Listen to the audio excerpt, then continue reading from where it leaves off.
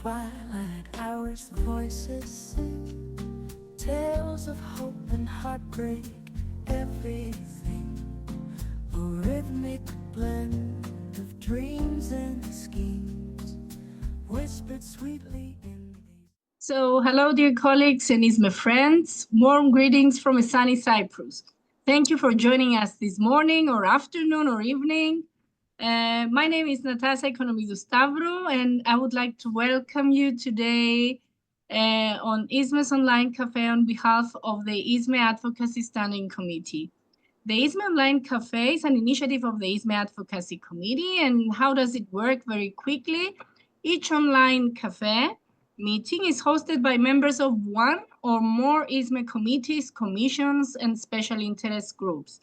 The main purpose of our meetings is to provide an open platform for music education practitioners, students, and academics across the globe, ISME members or non-members, to share, discuss, and reflect on their experiences and narratives while learning from and with one another in an atmosphere of safety, trust, and mutual support.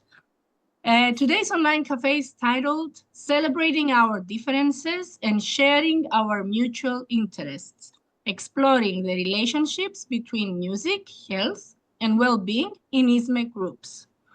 And we will have the pleasure of hearing perspectives on the topic from colleagues from various ISME seats and commissions, but more about our panelists later. By participating in this meeting, we all agreed to and take responsibility for the following. We aim at creating a welcoming and inclusive environment. We accept and honor diverse perspectives. We cultivate a sense of belonging and trust. We cultivate open and honest communication. We foster the health and well-being of all participants. We listen, respond, and disagree respectfully and avoid judgmental statements towards others. I would also like to note that after the session ends, you will receive in your email a link for a 5-minute evaluation survey, which will help us create the best possible engagement experiences for all participants in future online cafes.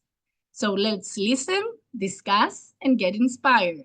I'm excited to hand this over to our panel chair, Dr. Naomi Norton, chair of the Musicians' Health and Wellness Special Interest Group, who will introduce us to the topic and to a fantastic group of panelists who represent various ISME SIGs and commissions. So over to you, dear Naomi. Thank you so much, Natasha. It's so wonderful to have all of that outlined. Thank you. I think that really sets the tone for today's discussion. So yes, hello and welcome to distinguished panelists and guests from around the world. Good morning, lunchtime, evening, or probably middle of the night for some. I'm absolutely thrilled to be here and chairing this event, and that kind of grew out of my interest in how the relationships between music, musicking, health, wellness, and well-being are being conceptualized within ISME. And within the Musicians' Health and Wellness Special Interest Group, we focus almost exclusively on the question, what are the relationships between music, musicking, health and well-being, as we work to promote and protect the health and well-being of musicians. But following the activities of other ISME groups and having really wonderful conversations with representatives from those groups, it became apparent that these relationships are being explored in a variety of ways across the ISME membership. And this generates the opportunity for both confusion and collaboration. So this session is an opportunity for us to work to maybe unravel some of the confusion regarding the focus of our health and well-being focused activities and identify potential areas for collaboration as we seek to build bridges in anticipation of the World Conference in Montreal in 2026. We're going to begin with each of our panelists introducing themselves and the professional activities they're engaged in, as well as the discipline and the ISME group that they are representing. And the aim of this first part is to set the scene for the ensuing discussion and serve as a resource for those wondering where their health and well-being work may fit best within the ISME framework of commissions and SIGs. The call for papers for commissioned pre-conferences and the World Conference will be released soon. And my hope is that this cafe will help members to know where to direct those submissions. So that first part is the part that may clear up some confusion.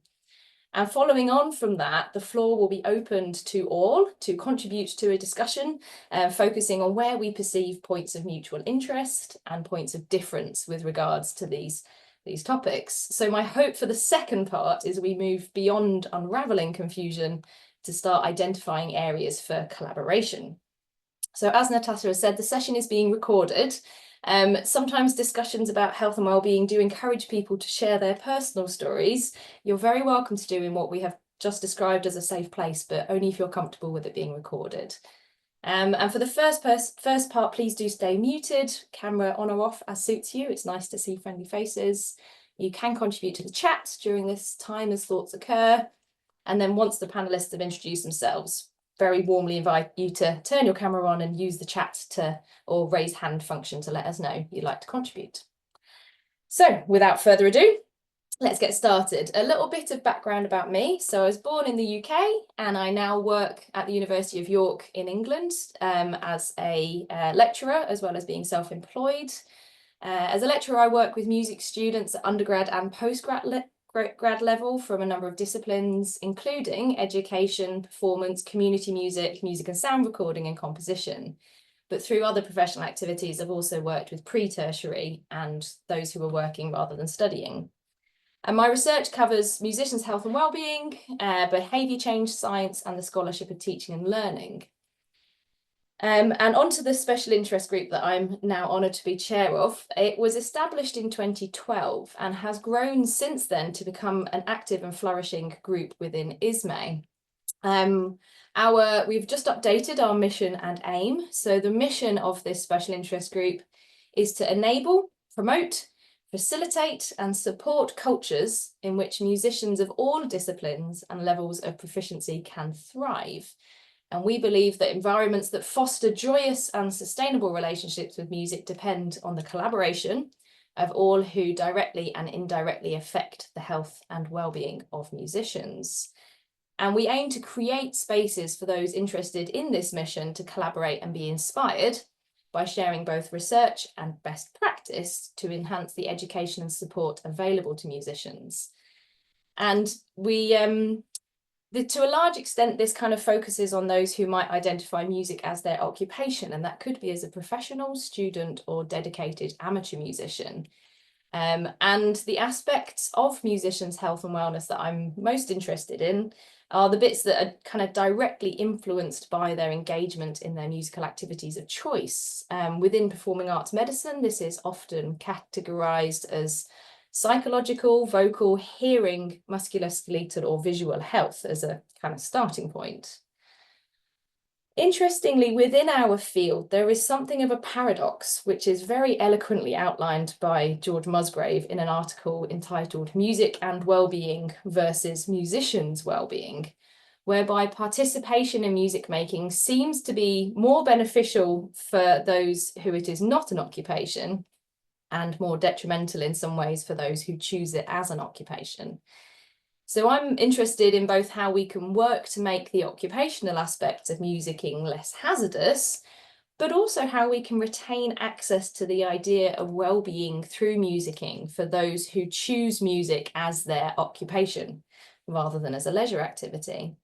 And I'm really proud to be special issue for a guest co-editor for a special issue of Frontiers, focusing on developing musical expression, communication and well-being that calls for further exploration of this intersection between music for health, music education and musicians' health and well-being. So please do let me know if you're interested to find out more. And next I'm going to pass the spotlight over to Leon. Leon, would you like to introduce yourself and your group? Thank you, Naomi, for that brilliant overview of you and your work. Hello, I'm Leon de Bruin, and I coordinate the Master of Music Performance Teaching degree at the University of Melbourne Conservatorium of Music here in Melbourne, Australia. That particular course is the only specialist instrumental music pre-service teacher training program in Australasia and serves a range of domestic and international students from around the world. My research interests feed directly into and across that program and some of our bachelor programs that span instrumental pedagogy, in particular teaching science concerning relationality, impactful approaches and feedback in the instrumental lesson. I also contribute scholarship to phenomenological, qualitative and post-qualitative inquiry. A brief overview of some of my work. I'm currently managing 3 research projects. One's a national study here in Australia looking at secondary schools and instrumental music education, looking at the social, cultural and interpersonal aspects of how teacher, peer-to-peer, music department and whole school music cultures impact well-being, resilience and flourishing in secondary schools. Second study is a longitudinal 5-year study, a really exciting project looking at the Australian Chamber Orchestra with the University of Melbourne initiating a string program for students starting in grade 2 in a primary school in a low socioeconomic area. And we're investigating how daily music engagement as a curricular activity there impacts, again, well-being, flourishing and identity and academic achievement beyond music. And thirdly, together with my colleague Anthea Skinner, I direct the Adaptive Music Bridging Program, which is an ensemble for children with a disability, aged between the ages of 8 and 14, who participate in an ensemble-based music learning project. It's currently in its 3rd year, and we investigate inclusive pedagogies, affiliative teacher practices, and critical disability issues in music education. Regarding some of my service, I'm immediate past president of the Australian Society of Music Education, and I'm on the Australian committees of both National Advocates of Arts Educators and the Australian Association of Arts Education. Okay, get my breath back. A bit about Instrumental and Vocal Music Teaching Commission. So this commission encompasses all aspects of instrumental and vocal teaching and learning that may take place in the home, school or one-to-one or small group basis. It's of particular interest to the studio or peripatetic teacher who often works in institutional, business or even private practice.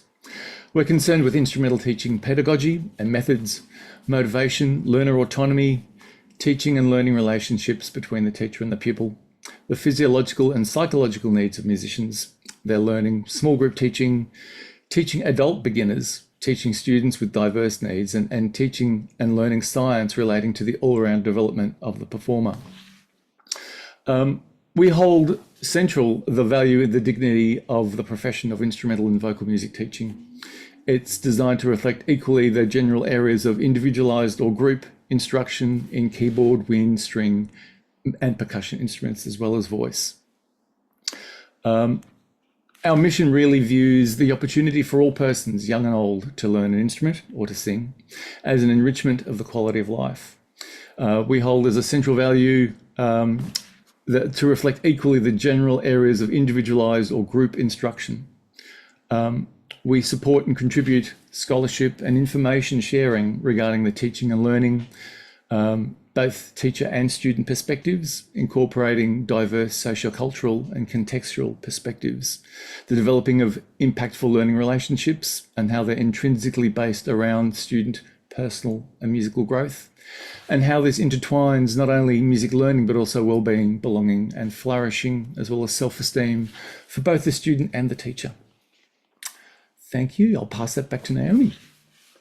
Thank you very much, Leon. Wonderful. We're going to move on now to 2 representatives from the Special Music Education and Music Therapy Commission, and I'll let them introduce themselves and tell you a bit about why there are 2 of them.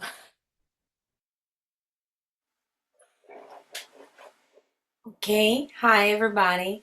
I'm Dr. Caroline Bloomer. It's so nice to be here and have this conversation. Thank you very much, Naomi. Thank you for organizing this. I am a Brazilian jazz musician and a music educator based in London, Ontario, Canada. I have been working with individuals with intellectual disabilities and or the autistic spectrum in music performances and music education settings in Brazil and in Canada. And my research interests involve popular culture, diversity, improvisation, critical pedagogy, philosophical, educational, and practical issues involving disability, radical accessibility, and inclusive musical contexts wherein people with intellectual disabilities experience music making. Alongside my work as a jazz musician, I am currently one of the Quest program coordinators, which is an adult educational program for young adults with developmental disabilities at large Canada in London, Ontario. In this program, the curriculum incorporates education, leadership, life skills, music, art, and creativity within a set of practice activities, projects, and experiences to help the participants grow and thrive as they learn about themselves and their own way of being in the world and express themselves through music and also in life. And I have recently joined the ISME Special Music Education and Music Therapy Commission alongside my colleagues Emma Lyons, Dr. Mark Belfast, which are the co-chairs of our commission now, Erin Parks, Amalia Allen, and Michelle Lee. And so I'm a new commissioner, and as today we have Matthew Breton, who is our immediate past chair. So I will leave him the message to provide a more broad description of our commission. And but what I can say right now so far is that the Special Music Education and Music Therapy Commission is one of the oldest ones at ISME. It was created in 1974, so over 50 years ago. Having participating myself as in a few past seminars and now in the commission's meetings, it has been very interesting to engage with music teachers from different countries with different perspectives and also different generations, and to see the layers of knowledge and perceptions that have been created throughout the years around special music education field. So I've also seen the emergence of new dialogues and intersections, connections with a diversity of disciplines and views of disabilities, which is also one of the purpose of this commission.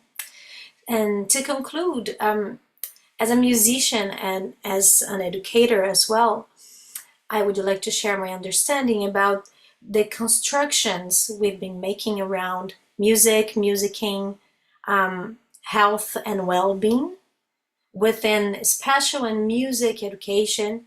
And in my way to see, I think those constructions, they pass through the creation of meaningful participation and a sense of belonging in diverse musical contexts. And in this concern, I think this kind of conversations that we're having today and the promotion of interdisciplinary dialogue and exchange between the practitioners and also the scholars are crucial for the development of praxis that goes beyond accessibility, that allows meaningful participation, and also praxis that envisions new ways to exist and to make music in the most diverse contexts that we have. So yeah, that's it. I'm gonna pass to Matthew. Wonderful. Thank you very much, Caroline. So Matthew, do you want to pick up the baton there? Yes. Yeah, thank you very much, Carolyn. Yes, and my Zoom background is not nearly as beautiful as yours, but anyway, and you have introduced the commission really well, actually. So there's not a lot that I need to say. So my name is Matthew Brayton. I'm the immediate past chair of the Special Music Education and Music Therapy Commission in ISME, and I am myself a music therapist and a teacher, educator, and a researcher.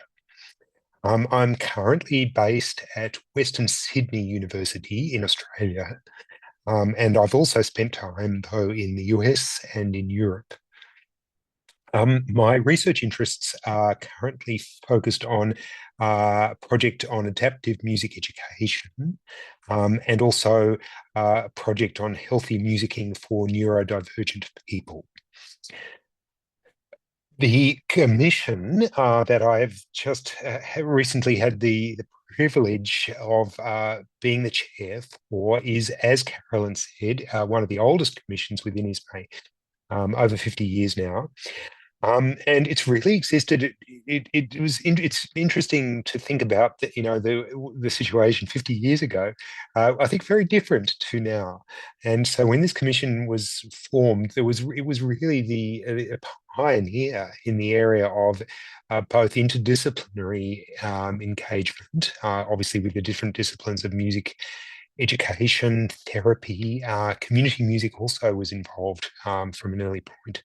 Obviously now it's got its very own important element within ISME, but yes, originally these were not separated. So it's really always been an interdisciplinary. It's always the aim of what one of the things that we're all aiming towards is this sense of interdisciplinarity towards achieving more accessibility, enabling more people to be involved in music. And this was always the aim of this commission, right from the very beginning, but in a very different world, I think. The Commission's mission statement was revised at the beginning of my time as chair, and it states now that it strives to contribute to any field of practice that examines the relationship between music, education, health, and well-being through the promotion of interdisciplinary dialogue and exchange between practitioners and scholars. Also, very much a focus on the involving both practitioners and researchers. It might be of interest to people that originally the commission was known as the Music in Special Education, Music Medicine, and Music Therapy Commission. So you can see how different, how it's evolved from its origins. It was the first arm of ISME specifically focused on health and well-being. Very much focused in its history on music education for people with special needs, and that sense of interdisciplinarity with music therapy is also a major aspect of it. And really has always existed to provide a forum, an international forum on the exchange of ideas within music education or special music education, music therapy, and other related professional fields, and also within different cultural contexts. Also exists to increase the visibility of research and best practice within these areas, projects. Several commission members have been engaged in and currently are engaged in interdisciplinary research, which has come out of connections made within the commission and within ISME more widely. So there is a very strong connection, I think, between all of the groups this evening. Obviously, we have a very similar interest in the health and well-being area, but also there are other areas in which we have connections, and I hope that those will come out as we go along. But I think also each of the groups is very distinct. And I think that one of the areas that this commission is very distinct is in the involvement of really a different separate profession, which is music therapy, bringing that in to inform and collaborate in the area of music and well-being. So I think that's an area that should be acknowledged, and people should feel that they can use that in ways in which, well, we don't know what the future holds, but I think there's a lot of potential for more collaboration in this way. So thank you. Thank you so much, Matthew. Absolutely. We're starting to see where we're going with this. Next, I'm going to pass on to Alicia from Community Music Associate Activity Commission. I get that A wrong every time. Thank you, Naomi. My name is Alicia de Banfi Hall. I'm based in Germany, in Düsseldorf. And I just want to pick up on what Matthew just said, because I think I'm also positioned very close to these intersections between the fields that we all sort of represent here this morning. I'm based in a faculty where we train social workers and childhood pedagogues, and my role is to sort of train them in using music in their work later. And just this morning, I had a conversation with a music therapist to work with these people. So there are so many close links, absolutely. So my work, I'm the chair of the Community Music Activity Commission, and my work has been centered first as a practitioner and then as a researcher, and now I do a lot of work in Germany, in the country, to develop the field of community music. And I've done a lot of work also working on institutional change of cultural and educational institutions in Germany towards being more culturally democratic spaces in society and the community. So that's me personally. The Community Music Activity Commission was founded in 1982. I didn't know it was first part of what Matthew just described. That's interesting. I learned something. And I want to share the vision of CMA with you, which we also, as a commission, rewrote, I think, last year or the year before. Community Music Activity Commission believes that everyone has the right and ability to make, create, and enjoy their own music, and that active music making should be encouraged and supported at all ages and at all levels of society. The Community Music Activity Commission strives to work towards the principles of inclusivity, equity, cultural democracy, social justice, and hospitality, and their context-dependent applications in music-making practice. In the Commission, we consider, explore, and celebrate communities' expressions of artistic, social, political, and cultural concerns. So this is our mission. We've always had, at the last conference, I think we were about 100 people in Finland. So it's always a very lively and yes, I think it's a great commission. And the next one will be at the University of Toronto, Scarborough, in collaboration with the Wilfrid Laurier Centre of Music in the Community, because there's a strong history of community music in Canada. So that's really, really nice to have these connections. In terms of health and well-being in the field, topics of health and well-being are very present in community music practice and research, and have, I would say, historically been present, but also it's growing. So at the last CMA conference in Finland, we had 5 papers in one workshop, which directly was concerned with health and well-being topics. There's a study from 2023 of the International Journal of Community Music, which I think is interesting because it noted a tripling of publications since 2006, in publications that focus on community music and health and well-being. So there's a definite growth. Maybe they also noted a sort of lack of evidence-based statements and very idealized, maybe also a lot of idealism in the work, and a need for further research. And I just want to point to a few people or organizations that have been part of the Community Music Activity Commission for a long time. One example is Catherine Birch, her research focuses on trauma-informed practice in community music. Then there's Naomi Sunderland and her colleagues who've done research on links between health, well-being, and First Nation community arts activities and non-Indigenous people living in remote areas in Australia. There's the ICCM, the International Centre for Community Music at York St John's University, who've conducted a number of research projects and also events on health and community music in recent years. So there's a lot of current activity in people who've been part of the commission that directly link to this topic. And then if I zoom back to my own country, to Germany, I'm also observing a big growth in focusing on the role of music in health in general. So that's sort of, but also the role of music education and community music, and also the field of music therapy in Germany is sort of moving more towards community music therapy. So that's interesting. There's sort of also all these sort of opening of maybe different fields that are opening to collaborate. Yeah, so that's me. Thank you. Thank you so much, Alicia. And I do believe we are to our final, but last but not least, Jessie, tell us a bit more about you and the special interest group that you are chair of. Yes, hello, welcome. Yes, welcome everyone. Greetings from lovely Madison, Wisconsin, in the United States. My name is Jessie Rathgeber. I am currently assistant professor and chair of music education at the University of Wisconsin-Madison.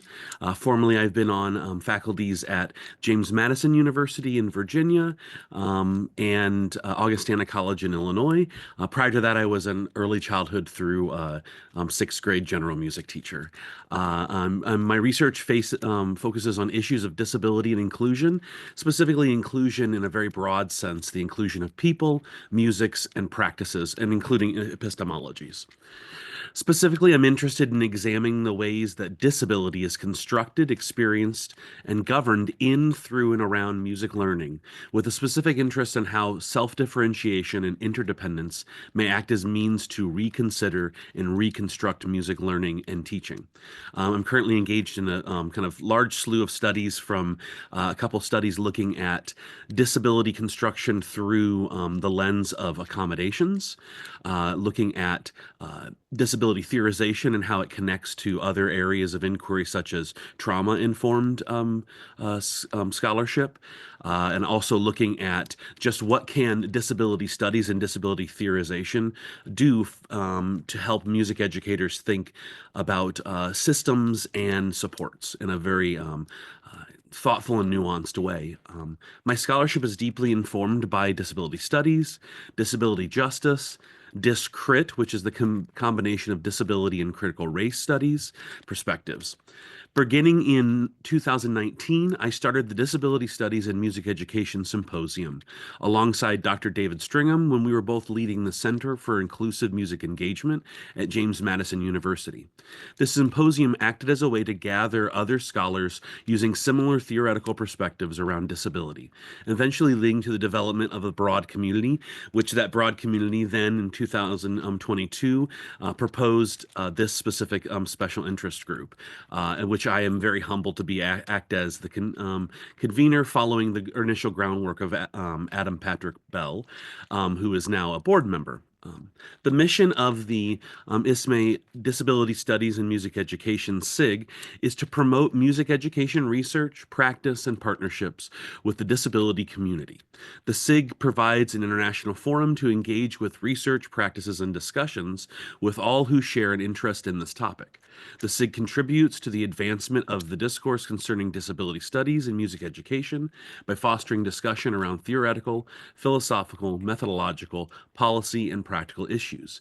Fundamental to this mission is the meaningful inclusion of disabled persons' voices and approaches for change at the intersection of music and education.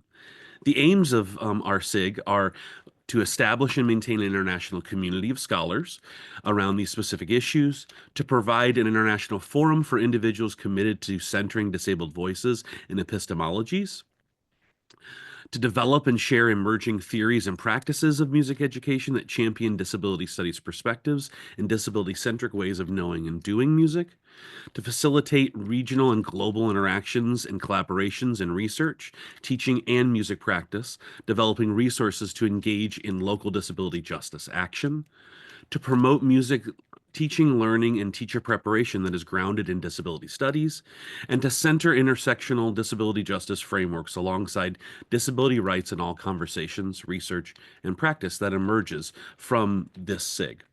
Our approach is our approach to kind of operating and proposal are heavily informed by the work of the Decolonizing and Indigenizing Music Education Special Interest Group.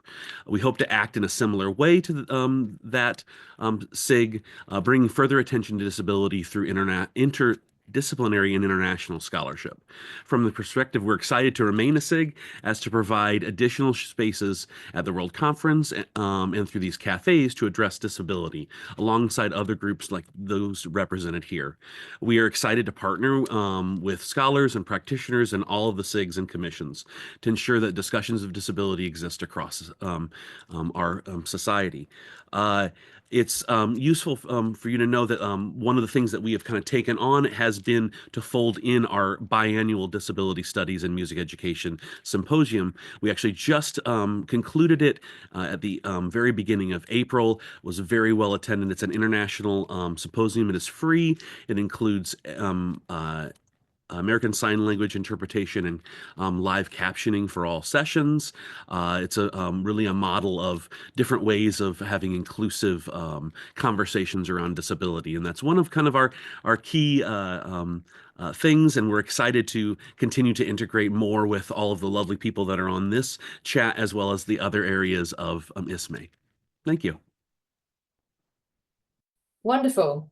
Thank you so much to all of our panelists for their introductions. What I'm hoping will happen now is that during those introductions, everyone will have started to have some thoughts about the focus for today. And this is where we very much invite all to contribute. The title of today's session gives you a clue as to what we're focusing on. So celebrating differences and sharing mutual interests. So from what you've already know, if you are familiar with ISME, or what you have just heard, where do we see these points of mutual interest and points of difference? And I'm very much happy to open it up to everyone who wants to jump first, or see if the panelists want to pick up anything that has been said. So yeah, the floor is open. Feel free to raise hand or in the chat.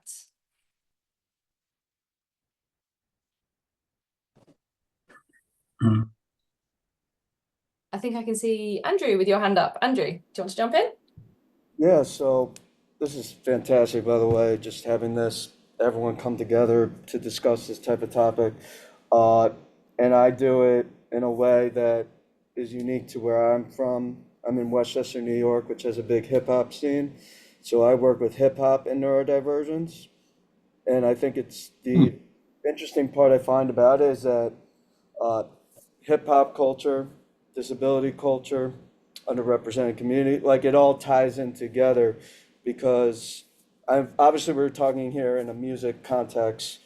Hip hop is actually more than just the music. So what's really cool is you can find other facets using visual arts or using movement through breaking, or and it can help with different sensories. So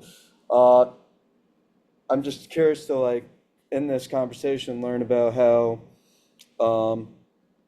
people are, and obviously it's a very engaging topic with hip hop because it's the largest genre there is. So I'm just curious to know, especially different parts around the world, like if you have utilized like modern music with disability claim, or the idea of like someone was talking about doing it within the classroom setting. So I'm curious to see how you're engaging students based on different sensories, based on the music of your cultures. Everyone's environment is different. Everyone's classrooms are different. Students are from different perspective, backgrounds. So I'm just very excited to see how, if anyone wants to share, like how they incorporate it based on their culture and community, teaching music with those with disabilities. Thank you, Andrew. Does any of the panelists want to jump straight back in on that? Yeah, Jesse, thank you. I'm happy to talk about this. So actually, disability justice, the framework itself in the United States, came out of the work of activist and hip hop artists. So one of the things that our SIG has connections to is a movement called Crip Hop Nation, KRIP, by Leroy Moore Jr. Leroy was actually our second keynote speaker at the Disability Studies and Music Education Symposium. And so his kind of theorizing about hip hop as a framework has been very central to a lot of the ways that we think about things.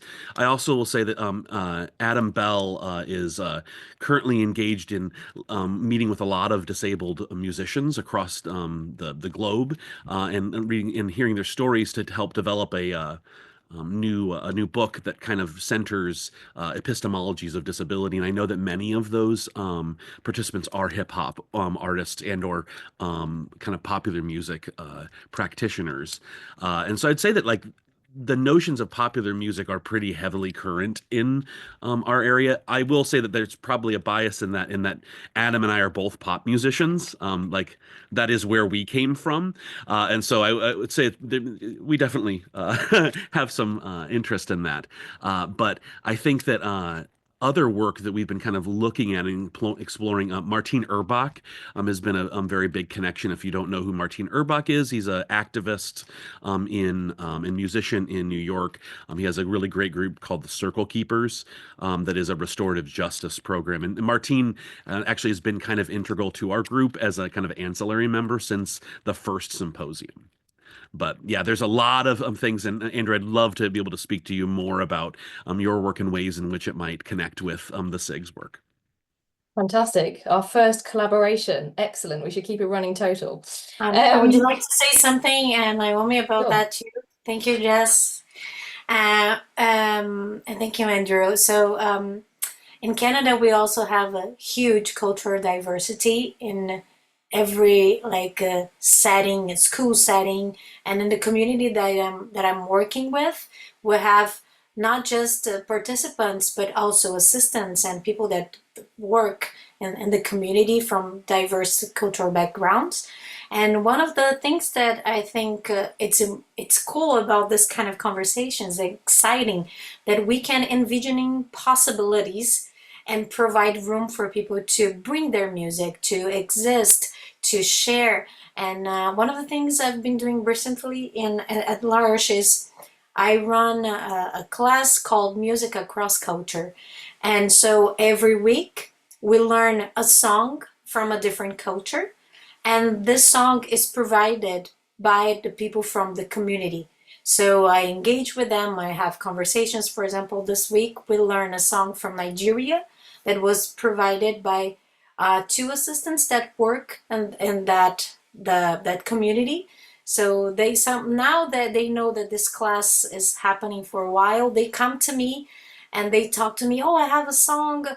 It's simple songs, but we learn through the song, and this person kind of guides us into the culture. So we learn a little bit about the country, about where this country is located in the globe, what are the language that people speak over there, a little bit of the ethnical groups. So it's a way for us to use like music as a entrance and as a way to connect with people and connect with other cultures, and also to value that the culture that background in our community. So yeah, thank you. I wanted to share this. I think this is also a possibility to invite people to participate meaningfully in our spaces. Great, thank you so much to Jessie and Caroline and Andrew for the question. I'm going to pick up on this. I'm going to exert chair's prerogative here and ask of this group a question that in many ways seems quite simplistic, and there is not a black and white answer, but gives us some thoughts on where we might find similarities and differences, which is whether our disciplines and groups and our professional activities, whether we perceive the relationship between musicking and health and well-being as positive or negative. And throw that one into the room. Actually, can I speak? So Anne Shoebridge, yeah. I was thinking along the same lines, listening to everyone and thinking, it seems to me that what we're talking about here is this continuum where there's music as a form of self-expression, as an avenue for healing, as a way of bringing what's inside out in a really constructive, wonderful, restorative, growing, fantastic way. And at what point, and then that means, you know, there's all those possibilities and challenges of inclusion and providing the tools and the context and the opportunities to do that. And then at what point does that process, people, you know, choosing to do music because they love it and because they need to do it, at what point does that become damaging for them in some way?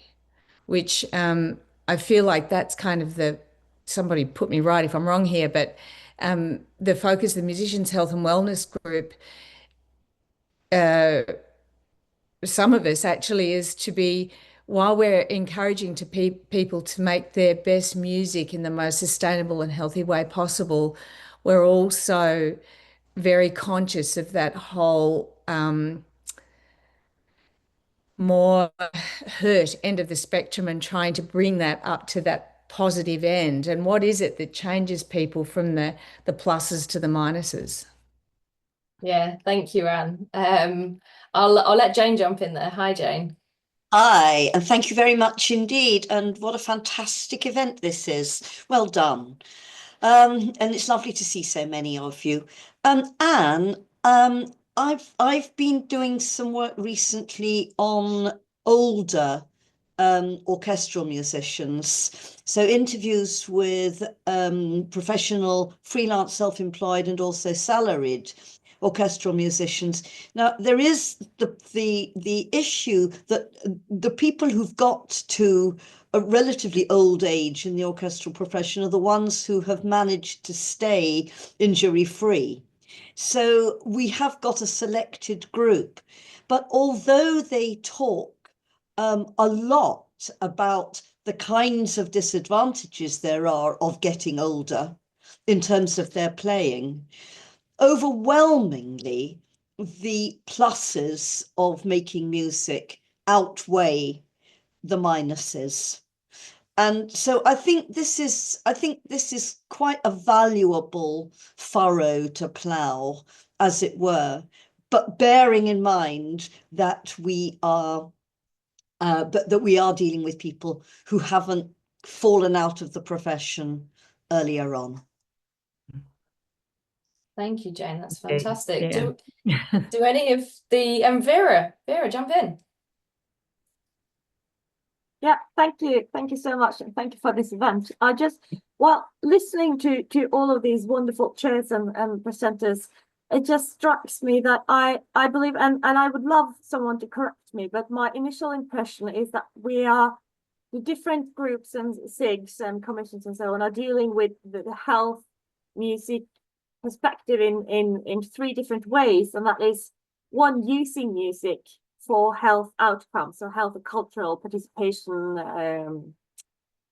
what is it called? Agency. What do they call when you give someone agency? I don't remember. English is not my language. Kind of purposes. And then you have those who focus on the health risks of music. And then lastly, you have those who focus on enabling people with different health issues or health related issues in participating in music. And then there are all these kind of interconnections between these three perspectives. And I wonder if you could say something to, if I'm right, or if I've completely dropped an important perspective, if you could say something about the interconnections between these three perspectives and how you think the structure of different SIGs and different commissions may help, or perhaps,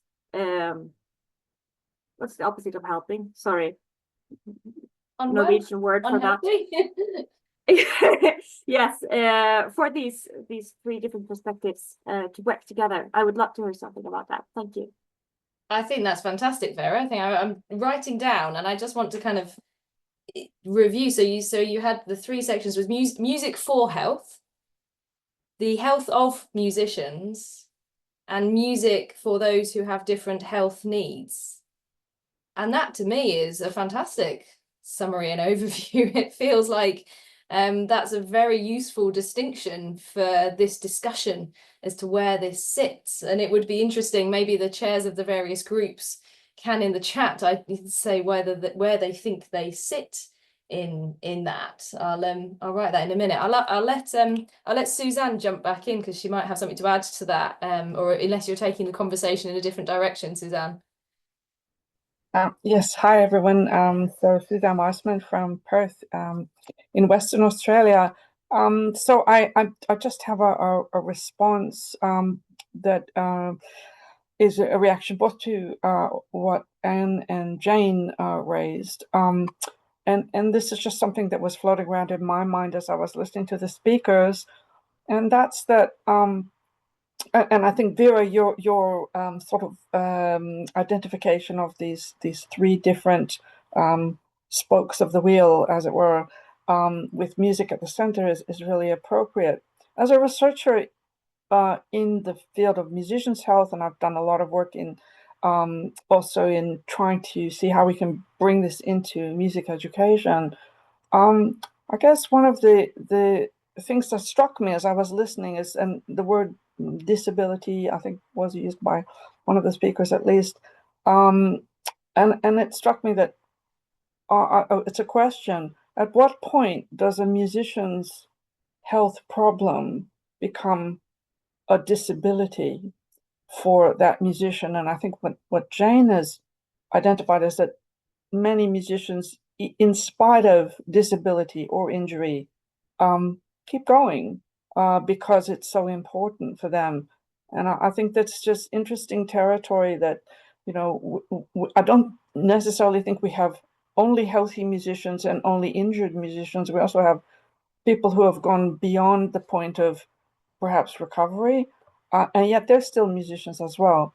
And so how do we address their needs and consider their experiences in this kind of broader, or on this broader canvas? Thank you, Susan. That's a really, again, something I think these groups are very well suited to thinking further on, is at what point does injury become disability, and how does that relate to this conversation? I think that is something I'd love to discuss further. I'm going to kind of briefly close the floor and throw back to the panelists just for any kind of things they want to add in from their commissions or from their special interest group that they feel hasn't been represented here in this discussion. I have asked a question in the chat for these three spokes of Vera's framework as to where people see their work fitting. That would be really interesting to explore further.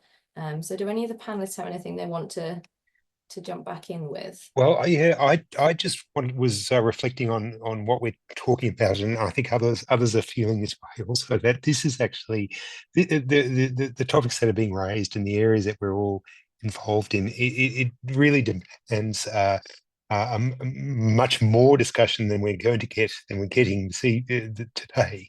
It's a huge area, and I think my observation in a nutshell is that the area of health and well-being in music education, but related to all areas of music, is an area which is it's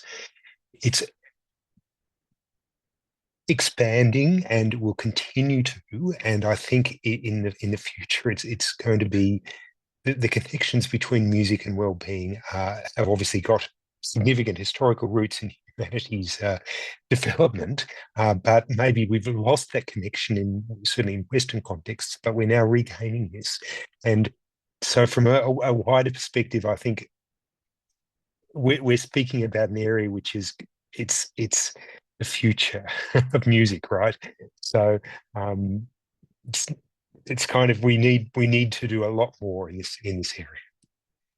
I absolutely agree, Matthew. Thank you so much. I'm going to seize back the floor at this point, and say a huge thank you to everyone for joining us today. It's been an absolute pleasure to hear the thoughts and views we've had time for. And I think you're absolutely right that this needs further attention. Maybe we need to take it forwards to the World Conference with a panel or a kind of a workshop or something where we can discuss this further. And very much in the theme of that conference of building bridges between our own groups as well as in other ways. If you want to learn any more about any of these ISME groups or the people who have represented them today, then very much more information on the ISME website. If you visit the Our Work section, you can access the page for each of the commissions and special interest groups. And from there access their kind of social media pages, which is where much of the community building occurs for us for sure. The recording of today will be available on the ISME YouTube channel by early next week, I believe. And we really hope you will join us in Montreal in 2026 for the World Conference. Each of the commissions has a pre-conference event in the week running up to the World Conference. And there'll be more information about that released soon. If you are interested in the health and well-being of musicians, then we are encouraging the members of our special interest group community to attend the pre-conference event that most closely aligns with their home discipline. So for example, instrumental and vocal teaching or special music education, music therapy, community music, other areas within ISME, to kind of continue this conversation in many ways and support that conference theme. And then we will look forward to coming back together as a special interest group at the World Conference to kind of share what we've learned and how we can further this conversation.